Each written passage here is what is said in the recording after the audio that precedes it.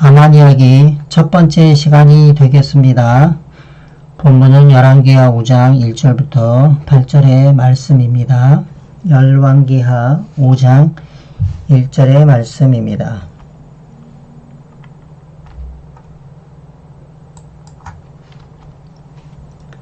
아람 왕의 군대장관 나아만은 그의 주인 앞에서 크고 존귀한 자니 이는 여호와께서 전에 그에게 아람을 구원하게 하셨습니다.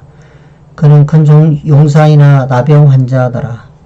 전에 아람 사람이 떼를 지어 나가서 이스라엘 땅에서 어린 소녀 하나를 사로잡음에 그가 나아만의 아내에게 수종들더니 그 여주인에게 이르되 우리 주인이 사마리아에 계신 선지자 앞에 계셨으면 좋겠나이다.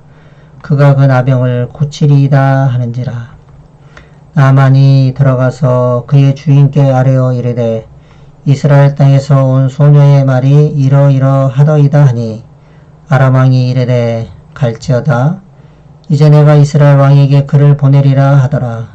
나아만이 곧 떠날새 온 은 10달란트와 금 6,000개와 의복 10벌을 가지고 가서 이스라엘 왕에게 그 글을 전하니 일러스되 내가 내 신하 나아만을 당신에게 보내오니 이 글이 당신에게 이르거든 당신은 그의 나병을 고쳐주소서 하였더라.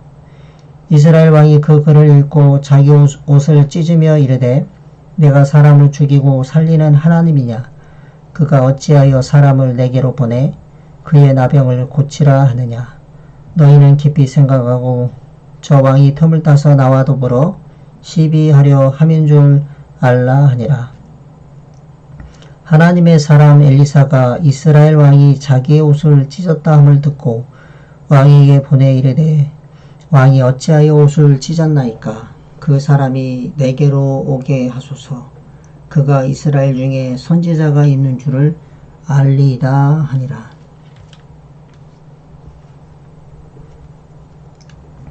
세상에는 다양한 사람들이 살아가고 있습니다. 그러나 각자의 속사정들은 잘 서로 모릅니다.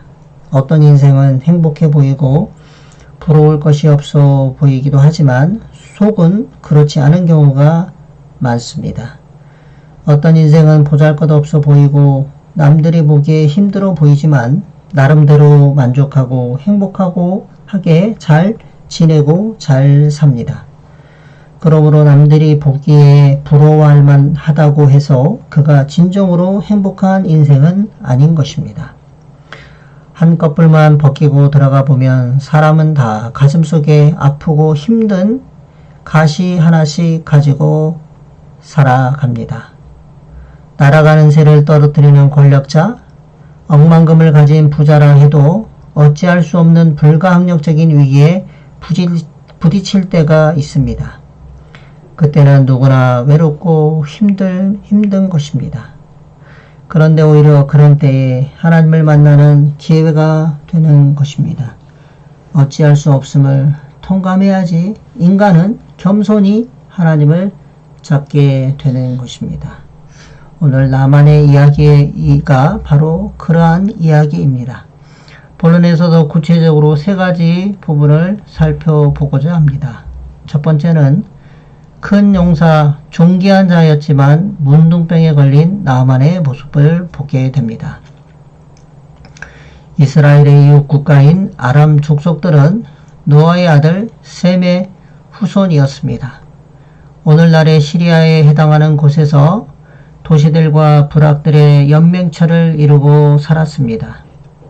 아람은 때로는 이스라엘과 우호적이기도 했고 때로는 적대적이기도 했습니다. 본문에 등장하는 인물 나아만은 막강한 아람의 군대 장관으로 높은 지위에 앉은 사람이었습니다. 성경은 그가 그 주인 앞에서 크고 존귀한 자라고 말하고 있습니다. 그는 아람의 권력의 실세였고 아람 왕으로부터 절대적인 신임을 받았습니다. 나아만은 운 좋게 아니면 뒷배경이 좋아서 높은 자리를 차지한 사람이 아니었습니다. 그는 그만한 능력을 가진 인물이었습니다. 당시 아람과 이스라엘 간의 전쟁이 자주 벌어졌습니다. 선지자 왕 244쪽의 말씀입니다. 아람왕 베나닷은 아합의 죽음을 가져온 전쟁에서 이스라엘 군대를 격파시켰다. 그 이후로 아람인들은 끊임없이 국경을 넘어와 이스라엘을 대적하였다. 이런 상황 가운데서 성경은 나만에 대해 이렇게 말합니다. 이는 여호와께서 전에 저로 아람을 구원하게 하셨음이라. 나만이 아람을 구원했으니 당연히 왕에게는 크고 존귀한 자로 일컬어지기에 부족함이 없었습니다. 그런데 흥미로운 것은 그가 하나님의 은혜로 아람 나라를 구하는 공을 세웠다는 것입니다. 나만이 하나님에 대해 알기도 전에 하나님은 이미 그와 함께 하셨고 은혜를 베풀어 아람을 구원하는 공을 세우게 하셨던 것입니다. 당연히 이방인이었던 나만은 이 사실을 알지 못했습니다. 그는 후에야 자신의 지혜와 힘으로 이루었다고 생각했던 모든 것이 하나님의 은혜였음을 깨닫게 될 것이었습니다. 하지만 하나님의 은혜를 받고 왕의 총애를 받고 사람들의 인정을 받는 그에게 해결할 수 없는 문제가 하나 있었습니다. 그것은 바로 문둥병이었습니다. 저는 큰 용사나 문둥병자였더라. 이 말씀은 의미심장합니다. 맹수도 아프면 보통 동물이나 매한가지라는 말이 있듯이 누구나 헤어나기 힘든 암초에 덜컥 걸릴 수 있고 아무리 노력해도 빠져나올 수 없는 늪이 있는 것입니다. 우리의 인생도 매한가지입니다. 그러므로 우리는 항상 하나님 앞에 겸손한 자로 서야 하는 것입니다. 두 번째는 아람의 노예가 된 작은 이스라엘의 소녀에 대해서 살펴보고자 합니다. 아람 왕은 한 번은 침입하여 작은 소녀를 사로잡아 갔는데 그 소녀는 나만의 아내에게 수종드는 자가 되었습니다. 어린 나이에 졸지의 타국으로 끌려가 노예가 되었으니 참으로 딱한 사정에 놓이게 되었습니다. 아마 그의 부모는 아람의 침입으로 인해서 죽었을 가능성이 큽니다. 이 소녀는 아람을 원수처럼 생각할 수도 있었고 마음의 비수를 간직할 수도 있었습니다. 원수인 한 이방인의 병에 무관심할 수도 있었고 자신의 처지를 비관하면서 신세 한탄에 빠질 수도 있었습니다. 그러나 이 작은 소녀는 나만을 불쌍히 여겼습니다. 우리 주인이 사마리아에 계신 선지자 앞에 계셨으면 좋겠나이다. 저가 그 문둥병을 고치시리이다. 이처럼 이 소녀의 바람처럼 나만의 구원은 보잘것없는 히브리의 한 소녀, 노예 소녀에게서 시작되었던 것입니다. 부조화 선지자 244쪽입니다. 집에서 멀리 떨어져 노예 생활을 하는 이 작은 소녀는 그럼에도 불구하고 하나님의 증인으로서 하나님께서 이스라엘을 당신의 백성으로 선택하신 목적을 무의식 중에 성취하였다. 인간만사 세옹지마라는 말이 있습니다. 행복이 불행이 되기도 하고 화가 복이 되기도 함을 이르는 말입니다. 불행이 다행되면 얼마나 좋겠습니까? 우리 인생을 단편적인 시각에서만 보면 비극적인 상황일지라도 하나님이 쓰시기에 따라서는 놀라운 축복으로 변할 수 있는 것입니다. 어떤 자리에서든지 자기 문제에만 빠져 있지 않고 하나님께 대한 믿음과 이웃에 대한 동정을 잃지 않으면 하나님께서 놀랍게도 우리를 사용하실 수 있는 것입니다. 이스라엘의 작은 소녀가 전쟁 포로가 된 것은 나만의 문둥병 치유에 결정적인 도움을 주었고 이방의 복음이 증거되는 놀라운 역사가 되었던 것입니다.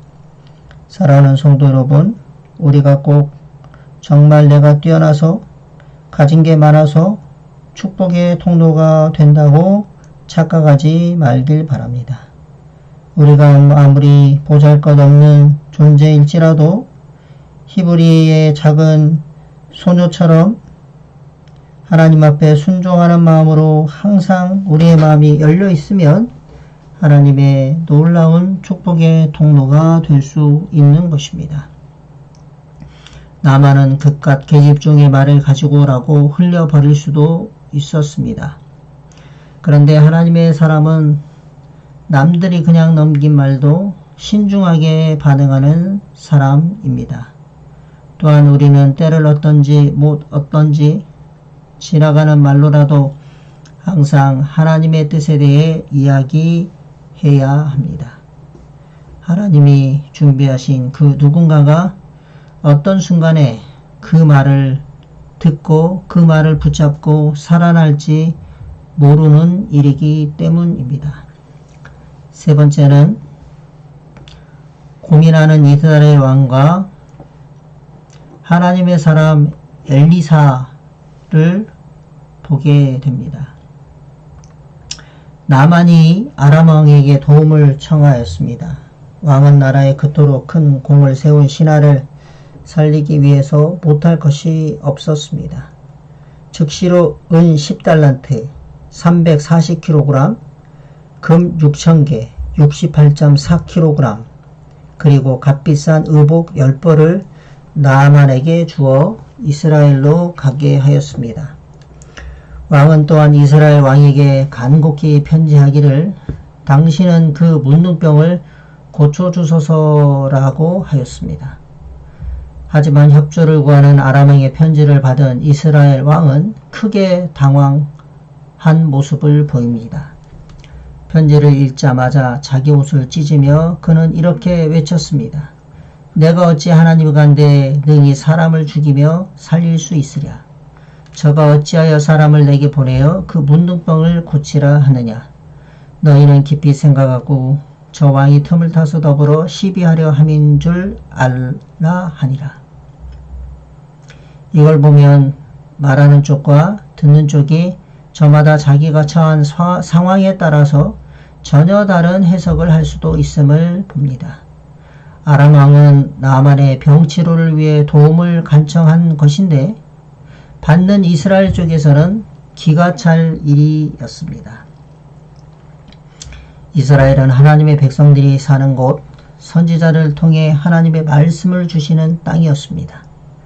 그것을 다스리는 왕은 영적 분별력이 있어야 합니다. 그런데 왕이 영적 자원인 엘리사에 대해 무지했던 것은 참으로 안타까운 일이 아닐 수 없었습니다. 사람은 인생의 위기에 닥치면 그 사람의 저력이 드러납니다.